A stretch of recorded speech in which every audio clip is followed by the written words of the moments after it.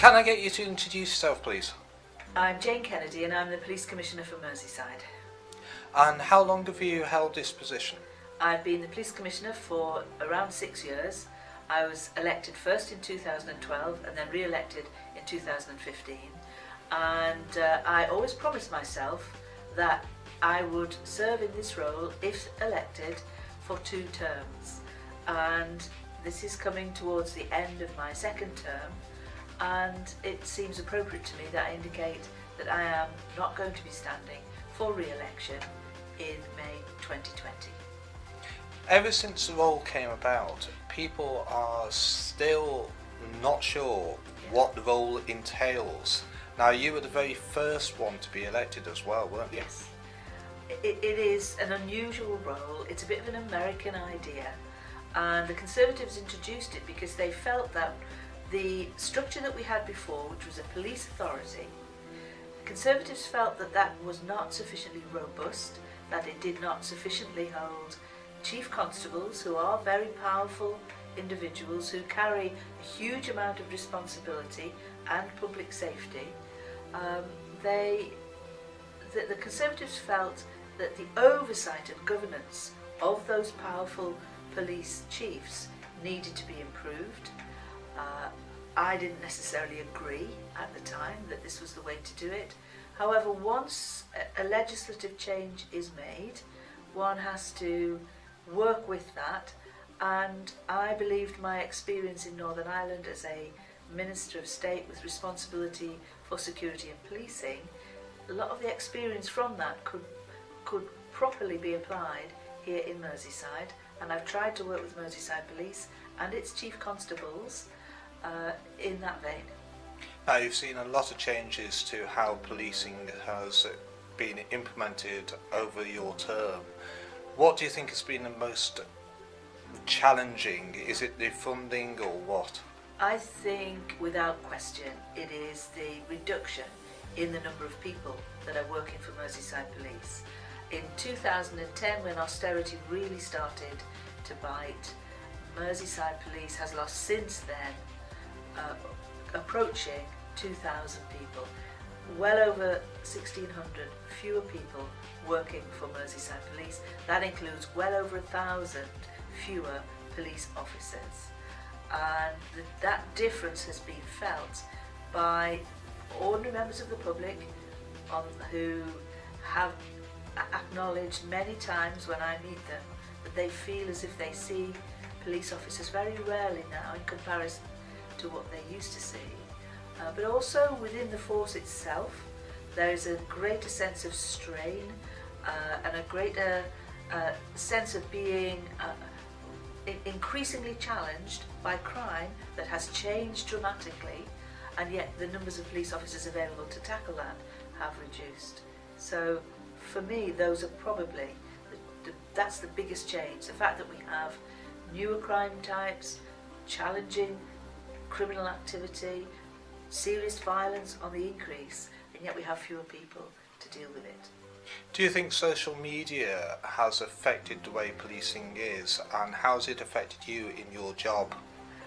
That whole area of work, social media, the internet, the use of the internet for cybercrime, or cyber-enabled crime as the police call it, those are big changes that have definitely started to increase in the scale of the challenge that they present to the police. So the really frightening increase in numbers of people who view images of children being sexually abused online, the increase in the number of people, particularly vulnerable older people, who have fraud committed against them by online fraudsters.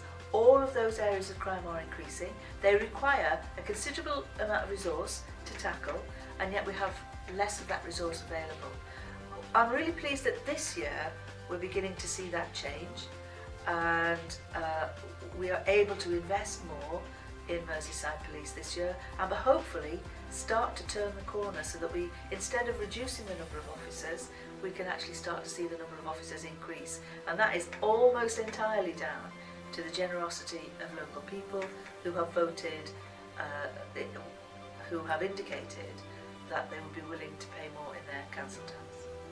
How have things changed as well technically? How much input have you had with things like the use of drones, the helicopter decision to remove it or keep it, and other decisions? How much input do you have? I don't have a great deal of input into the actual decision. However, I do oversee the decision that the force takes. A lot of those decisions are critically important and are operational, and consequently my job is to hold the Chief Constable to account when he makes those decisions. And both the Chief Constables that I've worked with, Sir John Murphy and now Andy Cook, both of those Chief Constables have been very open and transparent, particularly with me, about why the decisions have been taken, and so that enables me to explain and defend those decisions when other people ask about them. Do you think that the way crime is being committed now, do you think an emphasis should be placed more on the technical side, or do you think it still needs bobbies on the beat? Oh, it absolutely still needs bobbies on the beat. And if I look at the way in which government ministers have been brought to acknowledge that this year, because of the increase in knife crime, the numbers of young people being affected, being injured, being killed, that has brought them up short and made them realise how, in the end, unless they properly fund the big urban forces where the real acute nature of the problem of knife crime and serious violence, that's where it's really felt. That's where we see the most numbers of victims. And it's led us to a position where they have accepted that they need to provide new money, and we're just waiting to hear over the next week or so of how successful Merseyside has been in bidding for some of the extra £100 million that the government is saying they're going to make available.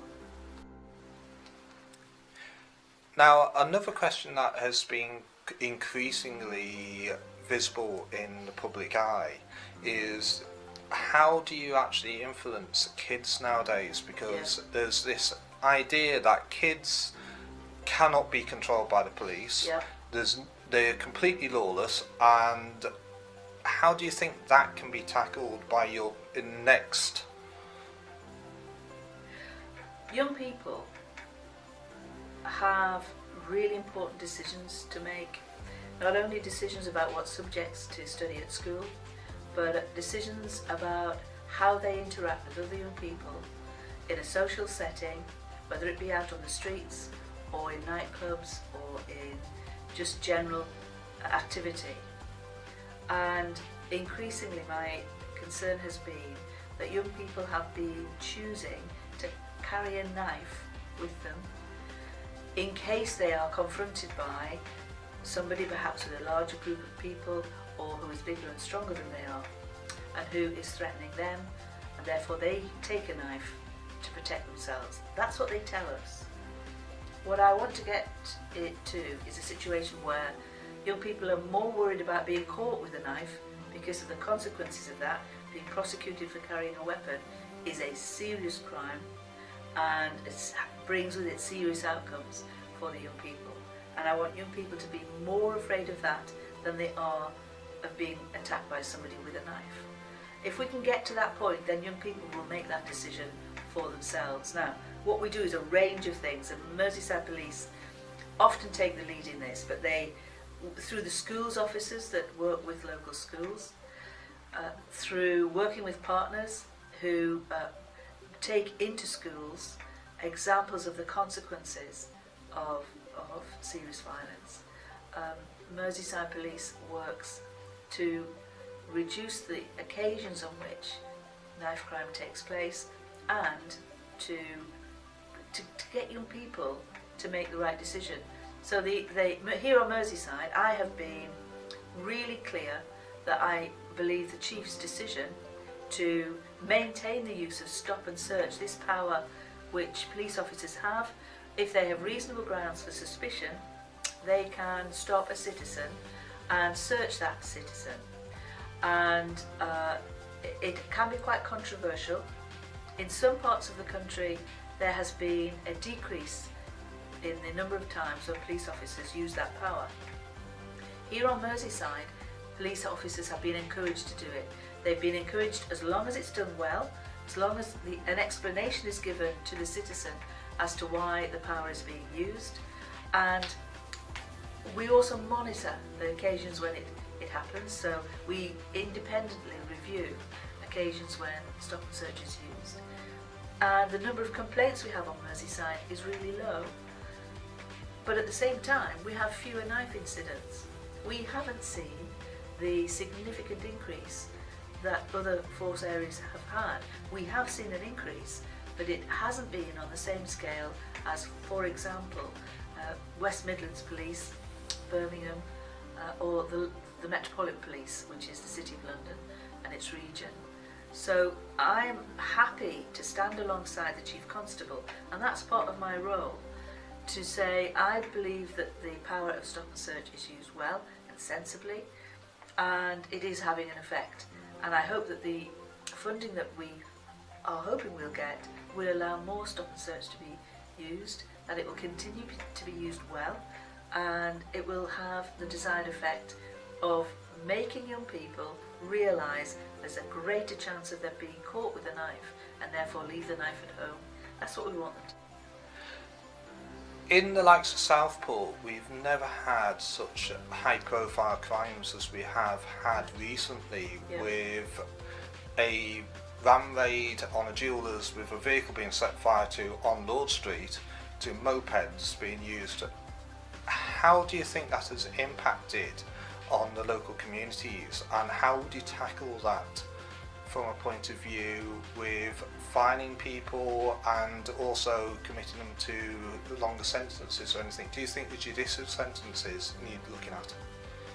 Well, first of all, it's a feature of the fact that we have fewer police officers that are available to respond sometimes. However, they commit here on Merseyside to trying to get to an emergency call within 10 minutes. That's their commitment. And it's really important that when the public call for police help, and that call is based upon absolute dire emergency, somebody who is in real need of help, it's important that they get the response that they need at the time when they need it. However, what Merseyside Police has been forced to do as a result of the reduction in their available officers is ask more questions of the public when they ring in, and so they will, sometimes questions that do seem unimportant, or it seems to the public quite frustrating that they're being asked questions, but actually it helps the police establish just how big this emergency is and how quickly the police need to get there. I understand that people in Southport do feel that the police are further and further away from them than they've ever been before, but that would be true of many communities across Merseyside where the police are stretched and we have a much thinner blue line than we used to have. And I would just reassure, if I can, the public in Southport by saying that Merseyside Police maintain a very active and real police presence in Southport. The Chief Constable is committed to maintaining that long into the future. One of my priorities is for Merseyside Police to maintain that visible, close presence in the communities. It will be stretched from time to time, but there is still really good day-to-day work that goes on, and please continue to reach out to Merseyside Police to ask for help when you need it, even if the police judge it to be not a life or death emergency. They record it all and they measure the nature of it and the risk of it, and they will respond. I think moving forward there will be a change in the way in which the public and the concern of the public is recorded. There's a new complaints system that is likely to come in the next 18 months or so. So a new PCC is going to be required to start to collate that kind of information in their own system, as opposed to it being collated as part of a police system. And that will require greater scrutiny. My concern about it has been that it's okay to measure complaints from people where they don't get the service they expected, but if the force don't have the resources to put the response in place, it almost causes even greater frustration. But that will be for a new PCC, and it will be a process that will be new to both the police and the PCC system. So we'll see what happens with that. Leading on to legacy so greatly there in your speech then, is that, do you think the next PCC should be working more with things like Home Watch and stuff like that? I've always encouraged Neighbourhood Watch, Home Watch, whatever the organisation is, but predominantly it is Neighbourhood Watch. And I know that in Southport there's a really vibrant and active local organisation with, my understanding was, thousands of volunteers participating in it. Now what's really important is that not only the PCC, a PCC should engage. It is absolutely common sense for a PCC to engage with that. But what's even more important is that the police force does, because the people who can give a Neighbourhood Watch organisation the best information, the clearest advice, that's the police force. It's the professional organisation that is responsible for keeping a community safe. So absolutely, that's what a PCC coming in, if they neglect that, then it's a pretty poor show. I have to say, I have met Neighbourhood Watch organisations all over Merseyside. Some are stronger than others. I do feel that we could do more to work with insurance companies to advertise the fact that you can get reductions in your home policies if insurance companies give allowances for Neighbourhood Watch. And that's not very well advertised, and that's something that a new PCC could actively take forward. Now, as you're leaving this role, what do you set out for your future? Personally, I'm looking forward to having all of my time as my time, not just the time that I currently have at the end of the day or at the weekend. So for me, I will be able to do all of those things that I have put on hold until I reach retirement. Now, amongst those are, obviously, the public will understand when I say I genuinely want to spend time with two young granddaughters who are growing up extremely quickly, and I really do want to enjoy that period of their time that otherwise working prevents you from sharing. But there's a lot of other things I want. I want to be able to speak languages more fluently than I do, other than English. I want to learn, I'd love to learn to paint. I'd love to learn to play the piano again. I learned it once when I was a little girl at school. Lots of things I'm going to be very happy to commit my time to, which at the moment I simply, there are just not enough hours in the day to do everything that I want to do. Legacy-wise, what do you think has been your greatest legacy? I look back at my time with Merseyside Police.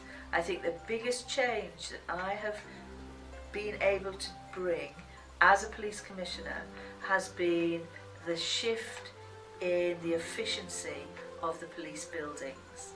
And I'm proud of the fact that I was able to secure public support for a police estate strategy that allowed Merseyside Police to release old, dilapidated buildings, many of which were very beautiful in their day, but were no longer suitable and no longer able to be made to facilitate the police, and were actually becoming a drag on resources.